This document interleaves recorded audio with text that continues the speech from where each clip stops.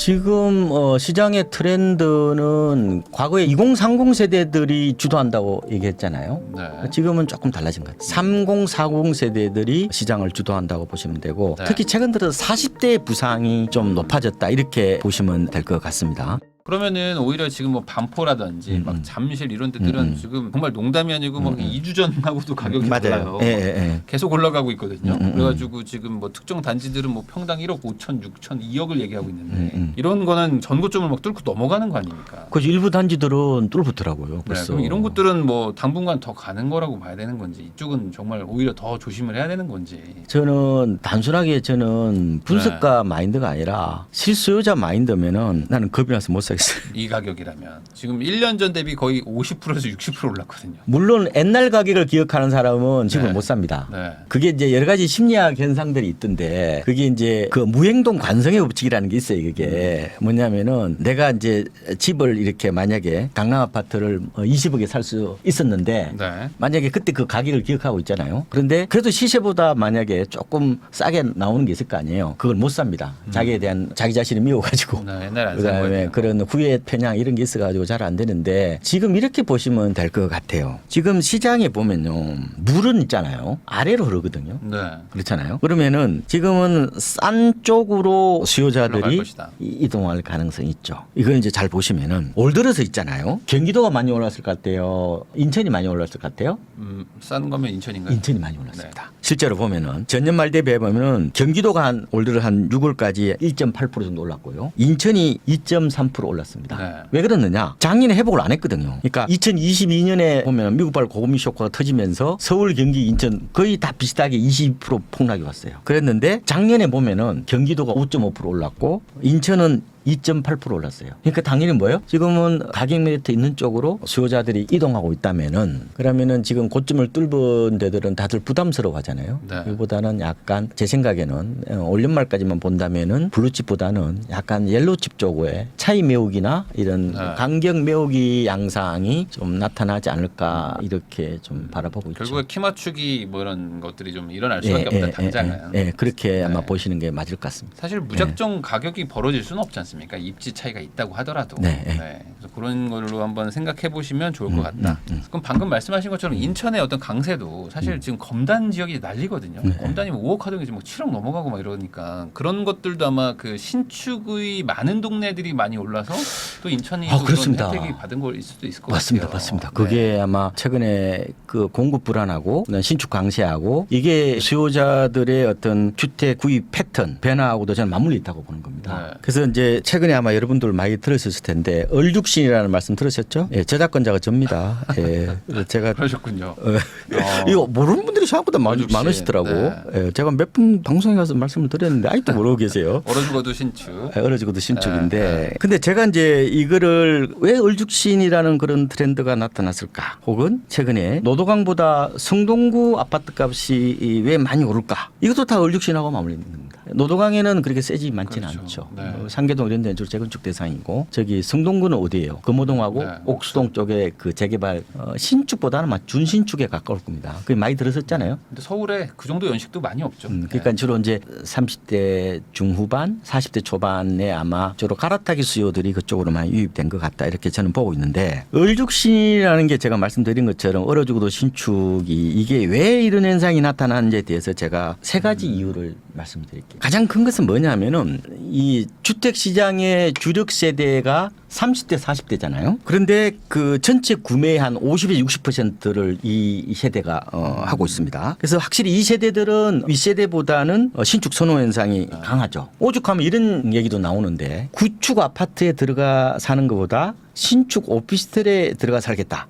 이렇게 생각하는 세대예요. 그러니까 지금 MZ세대들은 오피스텔을 리틀 아파트로 생각합니다. 살림집으로 봐요. 저희 세대들은 그거를 약간 그냥 임대하는 공간으로 보지만 확실히 그 이 콘크리트 키즈들이 보는 주거관하고 기성세대는 좀 다르다는 말씀을 드리고 싶은데 이 세대의 두드러진 특징은 풍요로운 시절에 태어난 그렇죠. 뭐 선진국 뭐 초입에 태어난 선진국 사람들도 많죠. 국민이라는 거죠. 네. 그러다 보니까 주거 만족의 중거점이 기성세대보다 훨씬 높을 수밖에 없다는 거죠. 주거 만족의 중거점 기준이 높다는 것은 굉장히 많은 걸 시사를 하는 건데, 그러니까 기성세대 입장에서는 따뜻한 물만 잘 나와도 난방만 잘 되어도 외풍만 없어도 만족하는 세대잖아요. 네. 주거 중거점이 낮죠. 저도 보면은 시골에서 저도 중학교까지 나와가지고 저도 고등학교도 뭐 시골에서 사실상 보냈다고 해도 과언이 아닌데, 제가 취업할 때도 저 연탄 뗐는데 연탄 떼가지고 그또 머리 감으려고 생각해봐요. 아마 아찔하지. 지금 20대들은 연탄의 존재를 모르는 분도 많을 겁니다. 모를 겁니다. 네. 그래서 저도 이제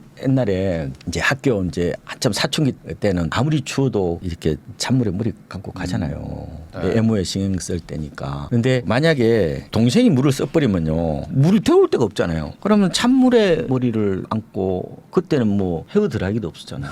선풍기도 없었어요. 미안하지만 네네. 수건으로 이렇게 닦고 말리고 가잖아요. 그러면 나중에 보면 이게 뒤에 가면 약간 좀 얼어. 그런 세대가 주택을 바라보는 시각하고 지금 세대는 근본적으로 저는 다르다, 이런 말씀을 드리고 싶어요. 네. 그러니까 가치관 혹은 주거관이 다르다. 또 하나 두 번째로 말씀드리고 싶으면은 현재주의적 가치관이 자리하고 있다는 거예요. 네. 그러니까 인생이 한 번밖에 없다는 이른바 욜로, 그다음에 까르페 디엠 있잖아요.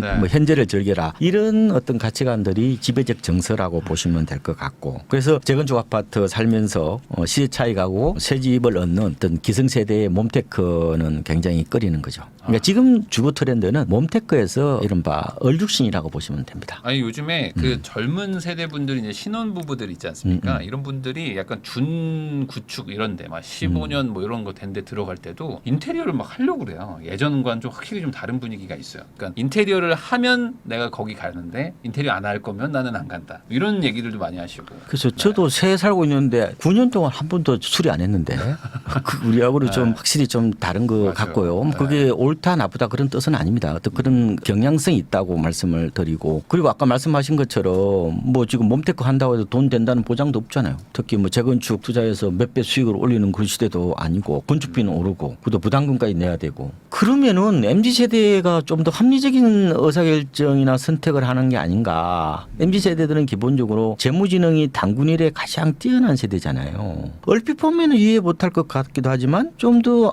깊게 들어가 보면 굉장히 이성적이고 합리적인 의사결정을 하는 게 아닌가. 저는 이런 생각도 좀 해보고 있고요. 그다음에 세 번째로는 역시 커뮤니티 시설이 이제 좋아지고 있는 거. 그래서 신축 아파트에서는 뭐 골프 연습장이라든지 뭐 네. 수영장, 헬스장, 각종 편의시설이 이제 잘 갖춰져 있잖아요. 저는 가보면 유럽 중세시대의 성 같아, 캐슬 같은 느낌이 있습니다. 아파트가 그만큼 진화하고 있는 거죠. 네. 그래서 우리가 아까 공급 불안을 얘기를 많이 드렸는데, 그러면은 주택시장에 시사하는 바가 큰 겁니다. 이게 무슨 얘기냐면은 결국 아파트 시장의 신축이 주도한다는 거잖아요. 그러면 주택 시장의 재고량 못지않게 중공 물량, 신축 물량이 시장에 미치는 영향도가 과거보다 커졌다. 이제 양보다 질을 따지는 시대가 왔다. 이렇게도 네. 저는 보고 싶은데요. 실제로 국토연구원 조사를 보면은 2011년부터 2021년까지 약 한 10년 정도죠. 네. 실거래가 변동에 미치는 변수의 어떤 그런 기여도를 조사해 보니까 중공 물량이 18.4% 됐다고요. 물량이 많은가? 신축이 많은가? 이게 이제 기준금리가 1등이었어요. 기준금리가 네. 46%였고 중공금리가 18.4%였는데 그 사이에 주택 수요자들이 취향이 달라졌잖아요. 그러면 최근에 어떤 신축 선호 흐름을 고려해 본다면은 그 당시보다 조사 당시보다 중공 물량의 어떤 기여도, 영향도가 훨씬 더 높아졌다. 그러면 신축이 결국 지속적으로 공급되어야 시장도 안정될 수 있다는 것을 의미한다. 저는 이렇게 분석을 해보고 있습니다. 네. 그러면 이제 아까 3040 세대가 뭐 주력이라고 말씀하셨는데 그 분들 말고도 또 뭐 좀 상승세를 뭐 주도하는 어떤 뭐 세력이라고 하면 좀 이상하지만 어떤 뭐 세대라든지 집단 같은 게 좀 있을까요? 지금 시장의 트렌드는 과거에 2030 세대들이 주도한다고 얘기했잖아요. 네. 지금은 조금 달라진 것 같아요. 3040 세대들이 시장을 주도한다고 보시면 되고, 네. 특히 최근 들어서 40대 부상이 좀 높아졌다, 이렇게 보시면 될 것 같습니다. 그러니까 최근에 이 성동구 집값이 상대적으로 더 오른 거라든지 그다음에 고가 주택들이 많이 팔려 나가는 것은 40대의 부상하고도 지금 맞물려 있다, 이런 말씀을 드리고 싶어요. 실제로 이제 부동산원 조사를 보니까 올 상반기에 서울 아파트 매수자 가운데 40대 비중이 31% 정도가 됩니다. 아, 네. 이게 그 반기별로 제가 조사를 해보니까요. 이 조사가 19년 1월부터 나왔어요. 근데 그 이후에 최고치입니다. 물론 이제 전체 연령대에서 가장 높은 비율을 차지하는 연령대는 30대예요. 30대가 32.5%로 가장 높은데 그보다는 약간 모자라잖아요. 그런데 어쨌든 40대 비중이 월간 기준으로 이게 뚝쭉쭉 올라오는 거예요. 그래서 작년 9월에 30.9%로 30%를 처음으로 넘었어요. 그런데 이게 지난 5월에는 31.7%까지 늘어났거든요. 확실히 40대 부상이 좀 주목된다 이렇게 말씀을 드리고 뭐 20대들 한때 뭐 코인하고 아파트하고 비슷하게 보면서 많이 투자했잖아요. 뭐 대학교에 뭐 서클도 하고 막 그거 기억나시죠? 그거는 요새 없어졌어요. 그러니까 2021년 하반기가 아마 그때 실거래가 기준으로 고점이었는데 이때 당시 20대가 5.9%나 됐다고. 네. 20대가 무슨 돈이 있어요? 근데 5.9% 됐다는 건 높은 거죠. 근데 올 상반기 보니까 이게 절반 이하로 떨어졌습니다. 2.4%로 낮아졌다. 그러니까 요즘 주택 시장은 쌈짓돈으로 갭 투자하는 사람들이 확실히 줄고 진짜 살려는 사람들이 거주 목적으로 이른바 정주 공간으로 집을 사려는 그 니즈가 좀 강해졌다 이렇게 보시면 될 것 같고 그래서 지금 보면요 갭 투자가 확실히 줄었습니다. 그래서 이제 국토교통부 자료를 제가 보니까요 지금 갭 투자 비중이 이게 많았을 때는 2021년 12월에 서울 기준입니다. 60.1%가 되었어요. 그러니까 몇 채예요? 그러니까 10채 중에서 6채가 갭 투자했다는 거예요. 그때가 2021년 12월이 아마 아파트 시장이 실거래가 기준으로 9년 랠리 거의 정점을 찍고 막 이제 주춤할 때 그때라고 보시면 되죠. 근데 이게 작년 말에 한 38.9%로 떨어지더니 올 5월에는 37.3%로 이게 낮아졌습니다. 그럼 왜 갭 투자를 안 할까? 시장이 분명히 달아오르잖아요. 보통 갭 투자는 집가 상승에 대한 어떤 기대감이 클 때 내 돈이 모자라면은 보통 많이 쓰는 투자 수법이라고 보면 되는 거잖아요. 결국은 세입자 돈 끌어다가 내가 투자하는 방식이잖아요. 근데 왜 이렇게 줄었는지를 제가 보니까 일단은 전세가 비율이 높지가 않아요. 그 얘기는 무슨 말이에요? 내 돈이 더 많이 든다는 거죠. 그래서 서울 아파트 전세가 비율이 7월에 53.9%입니다. 물론 작년에 비하면 조금 오르긴 했지만 우리가 고점이 언제였냐면은 2016년 6월이거든요. 이때는 75.1%입니다. 그래서 그때 당시는 가령 내가 집값에 몇 프로면 갭 투자로 살 수 있었어요? 25% 정도면 집을 살 수 있잖아요. 지금은 거의 뭐 절반은 있어야 되니까. 45% 가까이나 이제 돈이 있어야 된다고 말씀을 드리고, 그러니까 2016년대 그때 아마 갭 투자가 많았었는데 그때 제가 조사를 해보니까 워낙 전세값이 높아가지고 초기 자금이 별로 안 들었어요. 그때는 보니까 서울 아파트 평균 매매 가격이 한 5억 6천 정도 되었고, 근데 지금은 어떻게 돼요? 지금은 12억이 넘었잖아요. 12억. 근데 그때 당시에 전세 가격이 보니까 4억 정도였다고요. 4억 정도. 지금은 6억이 넘었잖아요. 네. 이게 그때는 갭 투자를 하려면은 2016년 6월만 하더라도 1억 5천이면 됐단 말이에요. 지금은 6억 이상 돼. 갭 투자를 엄두를 못 내는 거예요. 그것도 있는 것 같고, 그 다음에 이제 밀레니얼 세대에 저는 고령화라고 말씀을 드리는데 나이가 들었잖아요. 그래서 제가 82년생 김지영이라는 소설이 있어요. 근데 그것까지 끌어왔다니까요. 네. 자, 이게 82년생 김지영이라는 소설이 2016년에 나왔어요. 2016년이 아까 뭐라고 그랬어요? 갭 투자가 가장 좋았다고 그랬잖아요. 네. 그때는 82년 김지영 나이가 몇 살이었냐면 34살이었어. 벌써 8년 전이에요. 네. 그때 이 김지영은 보니까 서울 외곽에 24평짜리 전세 살아요. 네. 그 보면 소설 본물이 나와요. 그때 갭 투자했으면 됐는데. 그런데 이제 벌써 나이가 8년이 지났으니까 네. 이제는 40대죠. 42이에요. 네. 중년이에요, 중년. 이제 회사 이제 새내기로부터 오히려 젊은 꼰대라고 핀잔을 이제 들을 나이인데, 근데 그때 8년 전에는 상대적으로 가격이 싼 노도광 이런데 경기 인천에 전세 끼고 샀을 거 아니에요. 네. 그렇죠. 근데 문제는 자녀도 컸어. 그러니까 이제 좀 살 집이 필요한 거예요. 그래서 돈도 좀 모았겠죠. 그러다 보니까 요새는 맞벌이를 하기 좋은 도심 역세권 신축이나 준신축에 대한 니즈가 더 강해졌다, 이렇게 보는 거죠. 그러니까 저는 최근에 시장의 트렌드를 갭 투자 감소하고 결국은 실거주 어떤 그런 경향, 이게 주택시장의 판도를 바꿔놓고 있다 이렇게 얘기를 하는데, 그러면 이렇게도 우리가 유출해 볼 수도 있죠. 토지거래 허가구역을 지정했을 때 그렇게 효과가 그렇게 세겠느냐. 살려고 들어가는 사람한테 그렇죠. 무슨 그렇게 장애가 있어요. 팔아서 들어갈 거니까 어차피. 그러면 오히려 대출 규제가 영향을 더 많이 미칠 수 있다, 이렇게 볼 수도 있는 거죠. 네. 맞습니다. 사실 지금 뭐 80년대생들도 지금 30대이기 때문에 그리고 이제 다들 뭐 차부장 정도 돼요 이제는. 회사에서도 차부장이라서 이제 젊은이라고 말하기가 맞아요. 뭐합니다. 그러니까 이제 그분들도 이제 당연히 이제 좋은 집 가서 살고 싶고 돈 모아놓은 것도 있으니까 집 팔아가지고 또 플러스 알파 해가지고 사면은 또 좀 좋은 동네 가니까 그런 게 계속 이어지는 게 아닌가. 정확하게 짚어보시고 그러니까 이렇게 보시면 돼요. 시장의 주력 세대가 누구냐, 그들의 어떤 니즈가 어떻게 바뀌느냐, 이거에 따라서 부동산 시장 판도도 어떻게 보면은 달라질 수 있다 이렇게 보는 거죠. 지금의 현상들이 4, 5년 뒤에 이어진다고 보장을 못하는 거죠. 네. 그때 가면 또 재건축이 뜰 수도 있어요. 그럴 수 있죠. 그렇죠. 네. 그러니까 항상 시장은 유동적이다. 네. 수요자들은 안정적이지 않고 굉장히 어떻게 보면은 저는 약간 그 가랑잎 같은 느낌 혹은 돛담배 같은 느낌? 이리저리 막. 저 이리저리 왔다 갔다 하는 거죠. 그런 어떤 물론 큰 박스에서 벗어나지는 않겠죠. 지금 이른바 MZ세대들은 도심 아파트 기제이기 때문에 아파트와 부동산을 동일시하는 세대라고 제가 말씀을 드렸잖아요. 네. 그거는 바뀌지는 않는데 좀 세부적으로 보면은 흐름이 확실히 달라지는 어떤 그런 측면이 좀 있지 않느냐 이렇게 보고 있는 지금 겁니다. 3040 그 사람들의 뭐 성향을 뭐 저도 잘 알지만 그 세대니까 전원주택 가서 살겠다는 생각하는 사람은 뭐 거의 없을 거라고 봅니다. 그러니까 완전히 이제 트렌드가 이제 바뀐 거죠. 도시에서 이제 매연 맞고 사는 걸 좋아하는 사람이 훨씬 많기 때문에. 그러니까 불과 10년 전에 그런 트렌드가 있었어요. 그래서 그때는 이런 얘기도 우리가 많이 들었는데 나이 드신 분들보다 오히려 애 키우는 어떤 그런 약간 중년 젊은 세대들이 전원주택을 간다는 그런 30대 40대 초반이 가는 거 있었죠. 그때는 그거였잖아요. 뭐 이렇게 뭐 새집 아토피 뭐 이런 거. 새집 정후군을 하고 그다음에 애들이 땅을 밟고 자라야 된다. 그리고 뭐 층간 소음 이런 것 때문에 땅콩집 이런 거 그렇죠, 갔죠. 그래서 그게 바로 아까 땅콩 주택이에요. 네. 땅콩 주택은 지금 어떻게 되는지 모르겠는데 가신 분들이 다들 돌아왔어요.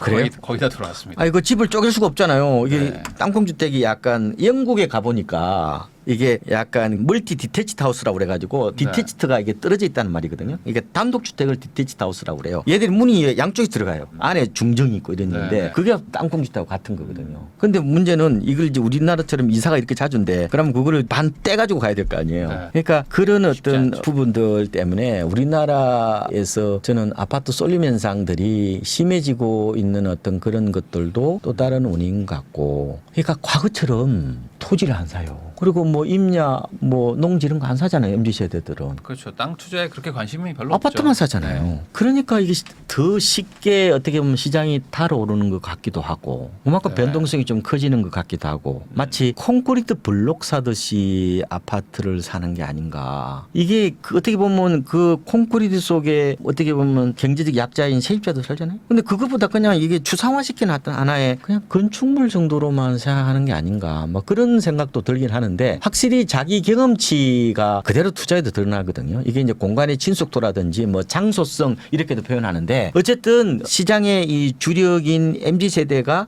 자꾸 나이가 들면서 이게 그러면 자꾸 달라지는 거예요. 한때 갭 투자가 어떻게 보면 하나의 투자 패턴이었잖아요. 일반화된 투자 패턴이었는데 이게 어떻게 약간 시들고 그냥 정주 공간으로서 집을 장만하는 어떤 트렌드가 나타난다든지 아니면은 그래도 한동안은 재건축을 샀거든요. MZ 세대들도 상계동에 그 갭 투자한 게 그거잖아요. 네. 근데 그게 어느 순간 또 갑자기 확 바뀌어가지고 결국 신축이나 준신축 쪽으로 수요가 확 쏠려 든다든지 하는 걸 보면은 확실히 아까 말씀드린 것처럼 수요는 약간 트렌드는 있긴 한데 약간 왔다 갔다 하는 것 같아요. 그러면 이 3040 주력 세대들이 지방 아파트를 살까요? 지방 부동산 쪽의 미래는 그러면 뭐 좀 안 좋다고 봐야 되는 건가요? 지방은 아마 과거와는 다른 게 서울 수도권을 따라가긴 합니다. 완전 탈동조화나 양극화는 아니라고 봐요. 다만 격차 현상이 나타날 거다 이런 말씀을 드리는 겁니다. 그러니까 따라가긴 따라가는데 덜 따라가는 거죠. 그러니까 양극화는 아닙니다.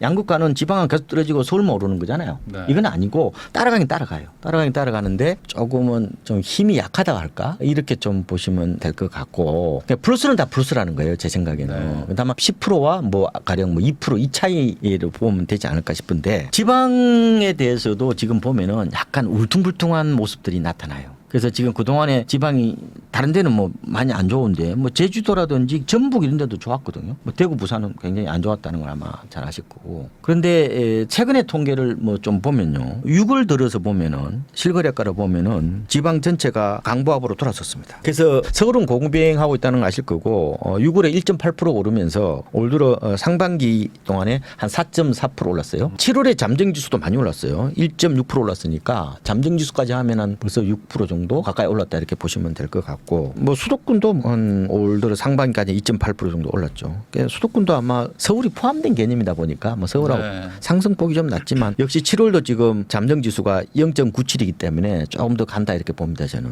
그런데 지방은 6월에 아까 강보합이라고 말씀드렸는데 0.07이에요. 뭐 미미하죠. 그죠? 네. 근데 선행지수를 보셔야 되는데 7월 잠정치가 0.05예요. 플러스입니다. 그렇게 보시면 됐고 물론요 누계로 보면 작년 말 대비해서 0.8% 정도 낮습니다. 낮으면 보면 되는데 지방이 그러면은 이번에 뭐 중공업 미분양에 대해서 일가구 양도세 특례 같은 거 해주잖아요. 물론 이게 이제 법이 통과돼야 돼요. 시행 시기는 좀 아직은 미지수라고 보면 되는데 여러 가지 이제 그런 혜택들을 주게 되면은 조금은 아마 온기 정도는 퍼질 거다. 다만 시기를 올 연말 정도로 저는 보고 빠르면은 늦으면은 아마 체감적으로 느끼려면 아마 내년 이맘때쯤 돼야 되지 않을까 이렇게 보고 있고요. 그래서 지금 지방에 좀 사는 것은 좀 부담스러운 게 있어요. 근데 네. 이렇게도 봅니다. 지방 그 아파트 시장을 분석해 놓은 여러 가지 자료들을 보면요. 어디에 민감하냐면요. 지역 경제는 당연히 민감하겠죠. 그죠? 네. 뭐 국지적 시장이니까. 두 가지 금융 변수를 꼽으면은 기준금리를 꼽습니다. 네. 대출은 영향을 덜 받아요.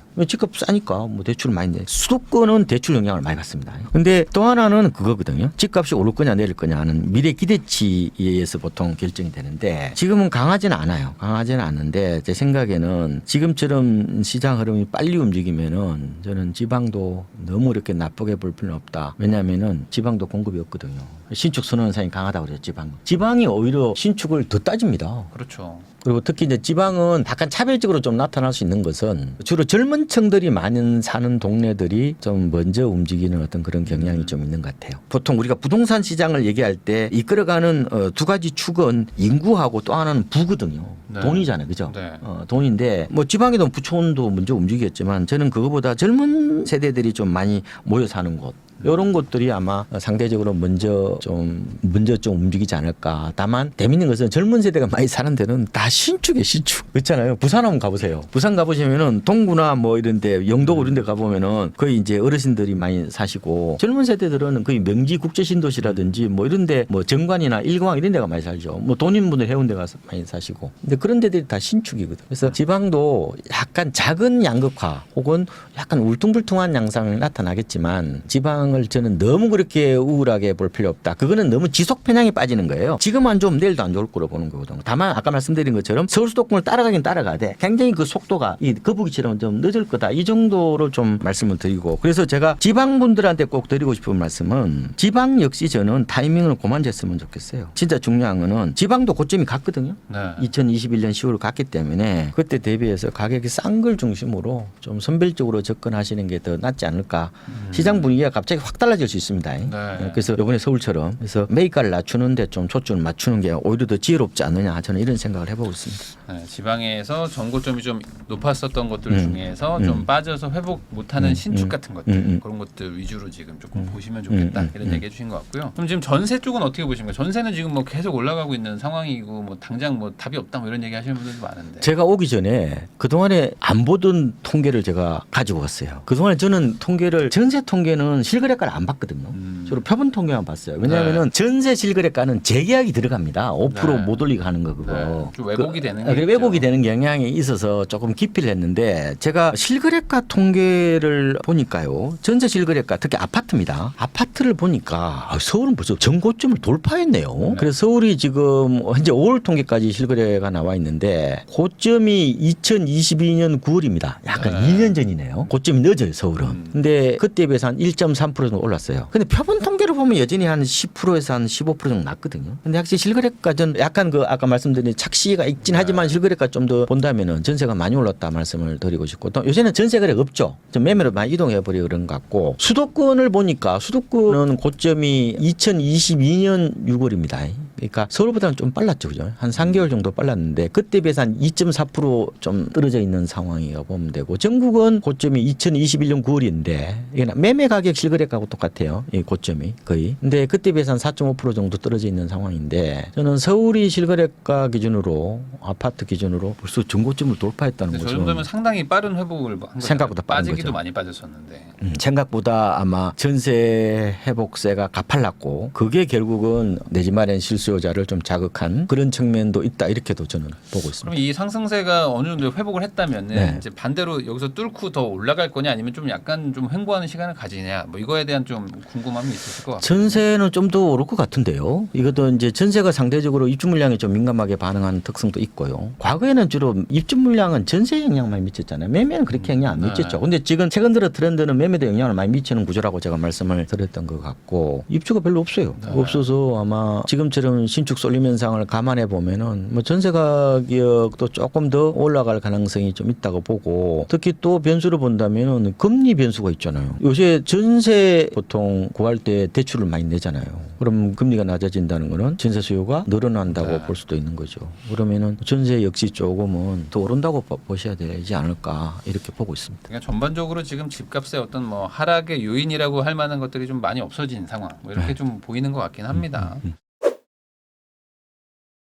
그 임대차 입법 폐지 얘기도 계속 하거든요. 왜냐면 이게 또 전세를 또 많이 자극했는데 또 이제 또 4년 텀이 또 돌아오니까 이번에도 또 이거 임대차 입법을 놔두면 나중에 또 문제된다 뭐 이런 얘기들도 있는데 폐지가 된다 안 된다도 좀 궁금하고 그리고 이제 폐지를 하는 게 맞는지도 좀 제가 좀 그 쉽지는 않을 것 같습니다. 지금은. 네. 그러니까 저는 임대차 3법 특히 임대차 2법이죠, 그죠? 계약갱 청구권하고 상한제인데 저는 도입을 조금은 부정적으로 봤습니다. 제가 이제 제 책에도 그거 좀 많이 썼거든요. 그러니까 우리나라는 기본적으로 전세하고 월세하고 좀 다른 시스템이라고 보는 거 있는 거예요. 전세는 사금융이잖아요. 네. 그 세입자 돈 빌려다가 집 사는 거잖아요. 기본적으로 집주인하고 세입자 간의 금전대차라고 보기 때문에 이거는요 취약한 사금융이기 때문에 건드리면 엄한 대로 튀어버린단 말이에요. 이게. 규제가 잘 먹히지 않는 시장이기 월세라면은 충분히 통제가 될 거라고 봐요. 어느 정도 그래도 부작용은 그나마 좀 줄일 수 있는데 전세는 임대료 개념보다는 사금융이잖아요. 그럼 좀 조심스럽긴 한데 이미 이제 뭐 도입을 했는데 어떡해요 그럼.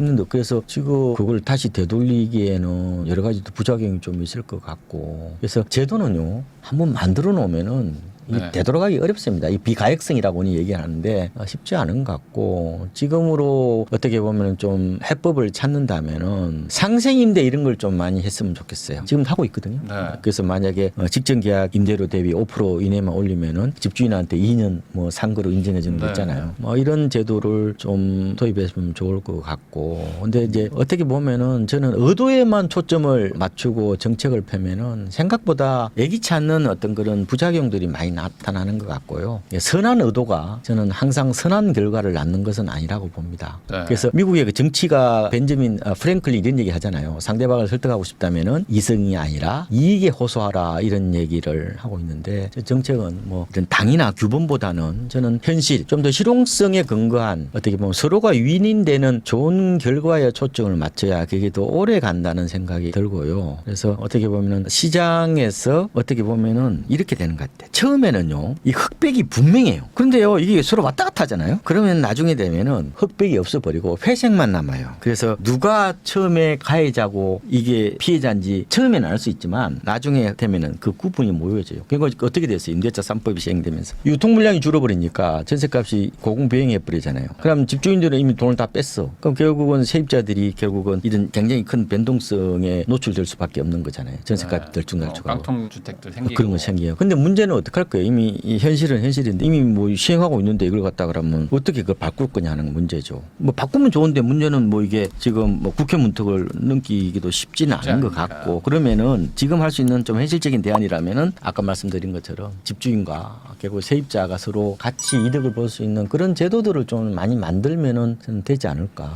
그런 생각을 해보고 있습니다.